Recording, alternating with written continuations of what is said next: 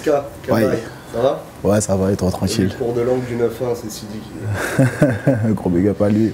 Zifu Koro, Ouais. 3 juin, premier album solo, on va en parler. Ouais. Mais juste avant, je voudrais revenir sur 2 ans un peu particuliers pour toi là. Ouais, 2 Vu ans. que ça a pété, la célébrité comme ça, quand ça tombe dessus, comment on l'apprivoise? Comment on l'apprivoise? Je pense que le plus important, c'est de savoir gérer tous les facteurs qui sont autour. Parce que c'est beaucoup de personnes qui t'appellent. Tu sais, t'es des fois monté à un certain stade où, quand tu viens d'un milieu tout à fait normal, tu trouves ça bizarre. Tu te dis, oh, les gens ils me prennent pour ce que je suis pas. Faut savoir accueillir ça avec un certain calme, et surtout, c'est le plus important. Ouais. Le mode de vie, il change dans quelle mesure? Tu es toujours à Chantier du Coq ou finalement tu as quitté le quartier? Comment ça se passe? Ouais, je suis toujours avec les miens, toujours avec les miens. Je pense que c'est important pour moi, surtout pour pouvoir rester solide. C'est toujours important de rester dans la base, Je suis toujours au chantier, ouais, avec mes frères, toujours chez mes parents, normal. Quel rôle il joue dans le recul et l'humilité que tu as l'air d'avoir vis-à-vis de ce qui t'arrive? C'est eux qui te maintiennent les pieds sur terre. Parfois, on peut dévier, se prendre pour quelqu'un d'autre. Ça n'a pas l'air d'être ton cas.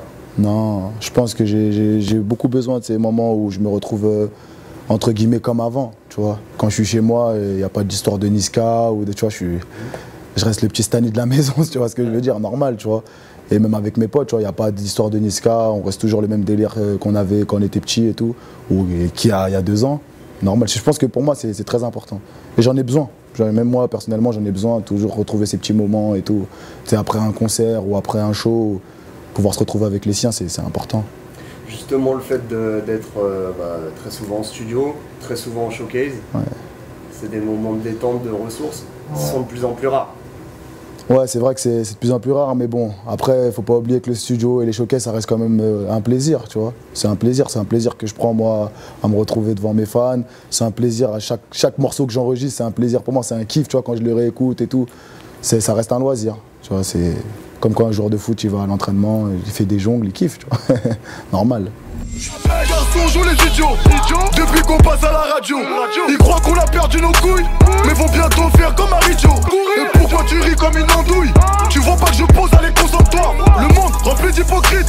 Je sais que tu m'aimes pas, tu me dis prends soin de toi. Quand on devient exposé comme ça, il y a aussi le revers de la médaille, certaines jalousies. Les jeunes garçons jouent les idiots, croient qu'on a perdu nos couilles depuis qu'on passe en radio, mais un vont bouc en bientôt plus. faire comme Marie-Jo. Ouais, Qui vont courir. Ouais. Ça veut dire quoi ça? Bah, en gros, je parle ouais, en quelque sorte, ouais, de ces haineux qui peuvent dire des choses mal sur nous, sur ce qu'on peut faire, juger, critiquer pour autant savoir vraiment le fond. En gros, je leur fais une petite dédicace en parlant d'eux, en disant les gars, c'est pas parce qu'on passe à la radio qu'on n'est plus comme avant, parce que je pense d'avant quand même, il y en a pas mal qui nous connaissent. Ton regard sur le monde du rap maintenant que tu es pleinement dedans, est-ce qu'il a changé par rapport à celui d'il y a 2-3 ans où tu le pratiquais mais sans être pleinement... Ça serait te mentir, te dire non. Te dire non, ça serait te mentir.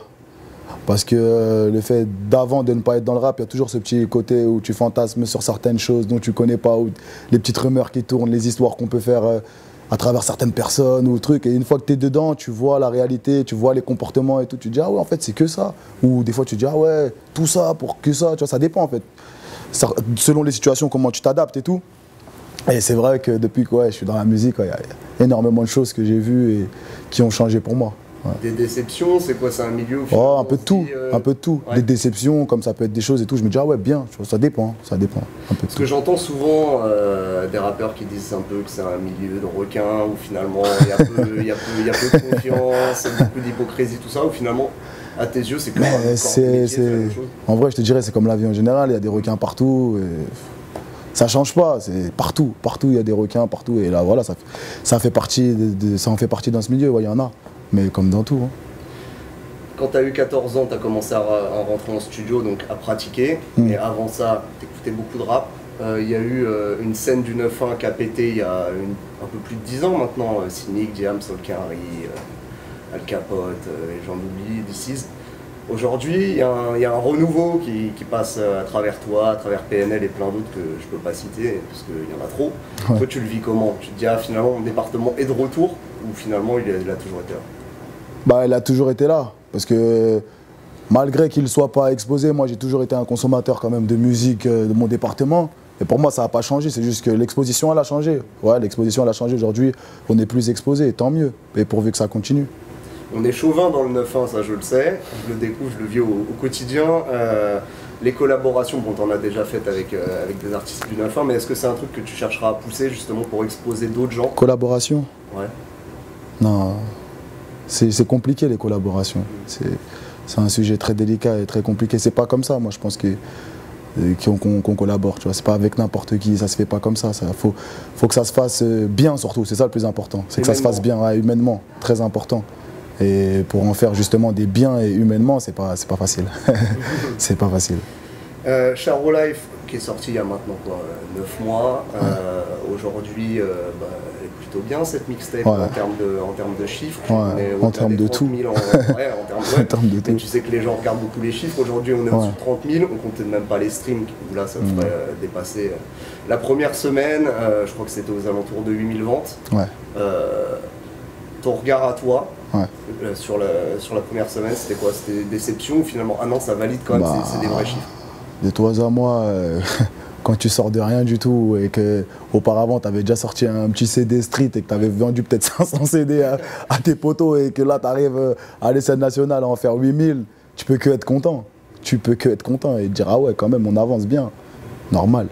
Est-ce que le fait que tu aies eu, bon, les gens appellent ça un buzz, mais en tout cas que tu sois reconnu aussi vite, avant même d'avoir sorti un projet, ça les a pas fait oublier finalement que c'était ton premier projet mis en bac? Ouais, sûrement. Sûrement, il y a certaines personnes qui ont dû oublier, mais bon, on va pas leur en vouloir pour ça. Normal, ils ont le droit d'être amnésiques. Maintenant, tu fais partie d'une génération d'artistes où les ventes et même l'économie du rap et de la musique en général, elle se compte plus uniquement sur la vente de CD et les téléchargements. Il y a tout le streaming qui est en train d'arriver, qui sera comptabilisé au final, et on voit très bien que dans les ventes, ça les fait doubler, voire tripler. Donc déjà, ça peut être le cas pour Charo Life comme pour tout le monde, en réalité. Et puis après, tu as l'économie des showcases. Finalement, tu n'as pas besoin de remplir des salles de milliers de personnes. Ça a changé, la musique, elle a beaucoup changé, elle a évolué. Tu vois, après, il faut s'adapter avec le temps. Et je pense que nous, on est dans ce temps-là, justement, de stream, de show et tout. Et on fait partie un peu des premiers à être de cette vague-là. Et pourvu que ça continue pour les autres, ce serait qui goûtent à ça aussi. Mais pour moi, c'est un système assez américain quand même. Tu vois, c'est devenu un système un peu américain. C'est cool, c'est cool. Ça nous permet à nous aussi de pouvoir faire plus de musique quand on le veut. Tu vois, en fait, pour moi, il n'y a plus de loi en fait maintenant. C'est vraiment l'artiste qui décide de faire ce qu'il a envie de faire et c'est ça qui est bien. Ouais, j'allais te dire, ça change un peu, ça donne plus de liberté. Ouais, c'est ça donne plus de liberté. De faire, parce que finalement, tu peux occuper le terrain. Comme tu veux. Et puis tu sors ton morceau. Tu sors tes freestyles, tu sors tes trucs. Ouais, voilà, c'est ça. Quelque part avec, voilà, c'est ça. Soit il va faire des vues, soit tu vas te retrouver en showcase avec un morceau que tout le monde a kiffé et que voilà, tu avais fait un freestyle à la base. Ouais, c'est ça. Tu t'y retrouves en fait. C'est ça qui est bien. C'est que tu as une certaine liberté et puis en plus, ça te permet de t'y retrouver. C'est bon pour nous les artistes, on va pas se plaindre. Hein. Je vis que pour la victoire imbécile. La concurrence à ma vessie. Loubouzanon et Hermès. Lui vite ton sac, je veux la recette. Alors il y a eu Freestyle PSG, il y a eu plein d'autres morceaux de Charo Life qui ont très bien marché. Mais le truc qui t'a fait gravir encore un autre stade, c'est ton feat avec Gims qui est sur son album. Ouais. Ça t'a offert les premières rotations régulières en radio. En radio aussi. Ouais. C'est important. Ouais, ça c'est important. Parce que finalement, t'es un artiste. Ça permet de s'installer sur une certaine échelle, tu vois, dans la musique. Parce que c'est vrai que nous, on était beaucoup banger, beaucoup un peu plus street, entre guillemets. Et là, ouais, ça m'a fait découvrir à l'échelle nationale et surtout d'un autre public qui ne me connaissait pas de base, tu vois. Normal. Alors cette collaboration-là, elle a été payante. Ouais. Il y en a une autre dans le projet, elle avait son Joe. Ouais. Comment ça s'est passé? Gims a kiffé ton intervention sur son morceau. Ouais. Normal, après, voilà, j'ai fait un morceau sur mon album où je le voyais bien dessus. De la même façon que lui me voyait bien sur sa paix comme jamais, tu vois. Je lui ai envoyé, il a apprécié le morceau, il a joué le jeu et voilà, ça a donné à laver son jeu et je pense que tu as écouté. Ouais, normal. Je pense que ça va donner la même chose surtout. Normal. Quand tu apparais aussi vite que ça, que tu as un buzz aussi fort, bon bah forcément il peut pas toujours rester au sommet, sinon ça s'appellerait plus un buzz. Ouais. Aujourd'hui, tu as justement envie de transformer ça, et je pense moi personnellement que c'est déjà le cas, en quelque chose de plus stable. Ouais, faut confirmer maintenant. Sur la durée. Ouais. Quand il y a des gens qui disent Niska, c'est terminé, comment tu le prends? Ça me fait rire. Ouais. Moi, c'est ça, mais c'est ce qui me permet aussi de pouvoir aller en studio et faire montrer à ces gens-là que c'est un combat. Ça me donne de la détermination, tous ces trucs-là. Tu vois. Mais moi, l'essentiel, comme je dis toujours, l'essentiel, c'est que les gens ils parlent de moi, qu'ils disent que je suis terminé ou pas. D'un côté, il y a un manque, tu vois. Il est où Niska, tu vois. C'est plutôt comme ça que je le vois, tu vois. Que les gens disent qu'il est terminé, c'est qu'il y a un manque. Déjà, vous êtes rendu compte déjà que j'étais pas là, c'est que c'est bien. Tu vois. Et le fait que la trappe s'essouffle un peu, finalement, toi, ça va pas trop déranger parce que les gens, quand ils vont découvrir l'album, ils vont voir que. Pas que ça. Il n'y a pas que ça, tu vois. Après, la trappe, elle s'essouffle. Je suis pas tant sûr que ça. Ouais. Je pense qu'elle change, en fait. Elle évolue d'une autre façon. Mais elle ne s'essouffle pas. Et elle va évoluer jusqu'à après, on changera de courant et ce sera comme avant. Tu vois, il y avait le dirty, aujourd'hui c'est la trappe et après on passera à autre chose. Normal, mais le plus important, c'est pouvoir durer. Mais comme tu viens de le dire, quand tu écoutes l'album Zifukuro, il n'y a pas que de la trappe. C'est ça que c'est. Contrairement à Charo Life où c'était beaucoup plus trap et beaucoup plus.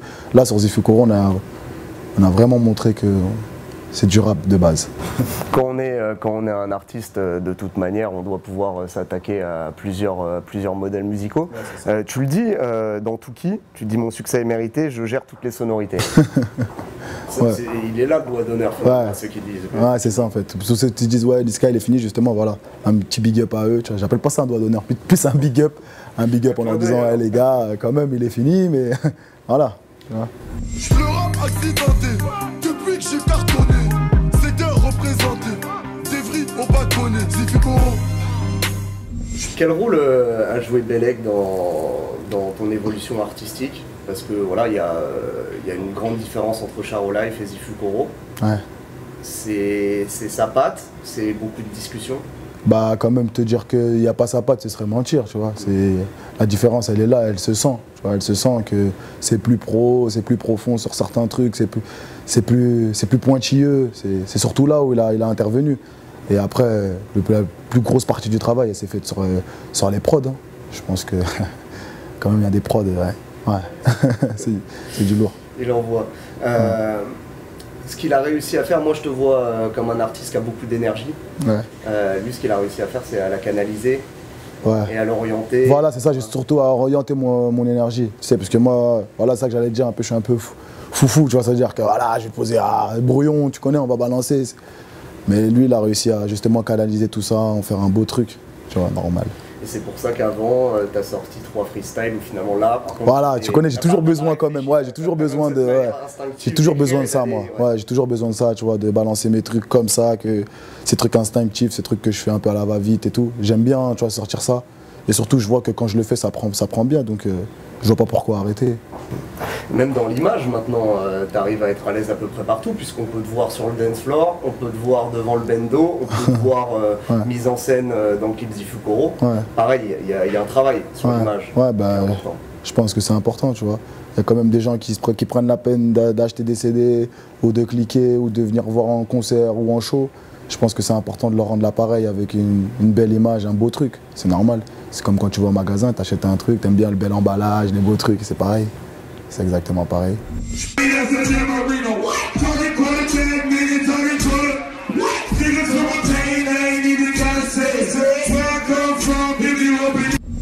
Alors tu connais les gens quand tu balances une tracklist, ils regardent souvent quels sont les autres artistes qui sont présents, ce qui est assez incohérent finalement parce que si tu regardes la tracklist d'un artiste, c'est pour savoir un peu ce qu'il fait. C'est joli, mais bon, dans cette tracklist, il y a des deux os, t'as pas mal teasé ce featuring, t'as balancé un petit extrait, il y a eu des photos du clip, il y a eu des fuites, des vidéos en boîte, machin.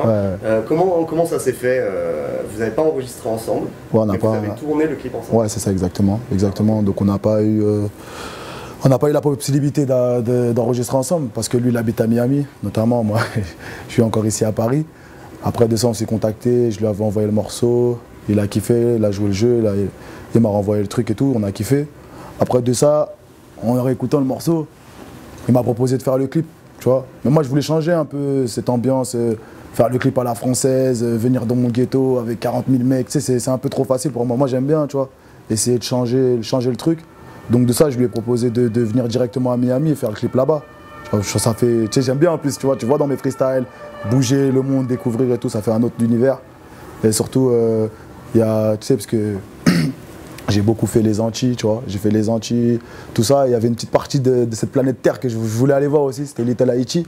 Tu vois, ça m'intriguait de voir aussi ce petit délire. Donc de ça, voilà, ça a fait un tout. J'ai proposé d'aller directement là-bas. On est allé avec l'équipe, on a fait un très beau clip. C'est lui qui t'a filé les plans un peu, de savoir les endroits où parce que franchement, local, sur ça, il n'y a rien à dire. Hein. Franchement, sur l'accueil de Booba à Miami, il nous a mis au beurre. Franchement, c'était lourd, lourd, lourd. Il nous a passé plus qu'un plan, il nous a mis bien, franchement. Limite, toi, il s'occuper de notre voyage, hein, normal. Moi, franchement, t'as vu, pour te dire, c'est quand je suis arrivé à Miami, c'est limite comme si j'avais un grand de mon quartier qui est parti s'installer à Miami et qui m'a accueilli là-bas parce que je suis venu en vacances. Et comme ça, la relation, c'était vraiment comme si c'était, tu vois, un grand masse, alors qu'on ne se connaissait pas, tu vois. C'est pour ça que moi, j'ai trouvé quelqu'un de très humain, très respectueux, bon délire, on a bien déliré, bien vanné, tout ça. Lourd, c'était lourd. Je te dis, il n'y avait même pas de, tu sais, il n'y a pas eu d'histoire de Niska Booba, c'était vraiment, tu vois, un grand avec un plus petit que lui qui m'a accueilli à Miami, chez lui, normal. Normal.